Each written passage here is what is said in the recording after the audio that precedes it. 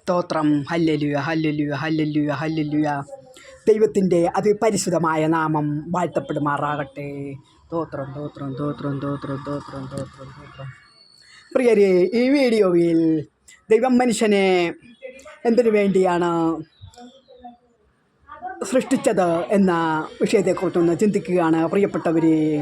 Lucifer പിശാചിന് ഒന്ന് ലജ്ജിപ്പിക്കുവാൻ വേണ്ടി തന്നെ പ്രിയപ്പെട്ടവരെ, സ്വർഗത്തിൽ മഹിമേറും സിംഹാസനത്തിൽ ദൈവത്തെ ഒടത്ത് വസിച്ചിരുന്ന ലൂസിഫർ ഒരു നിമിഷം ദുഷ്ടചിന്തയ്ക്ക് വശഗതനായി അത് സ്വർഗത്തിൽ നിന്നും തട്ടി വീഴ്ത്തപ്പെടുകയാണ് പ്രിയപ്പെട്ടവരെ.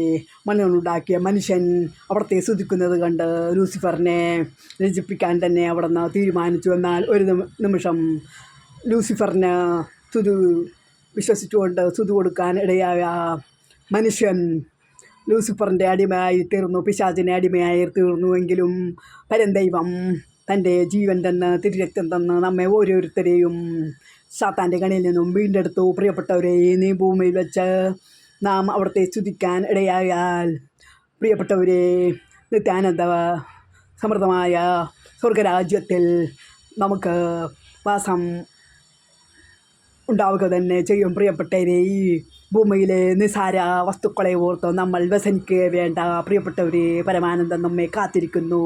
പരന്താതൻ ഏവരെയും സമൃദ്ധമായി അനുഗ്രഹിക്കുമാറാകട്ടെ. ആമേൻ.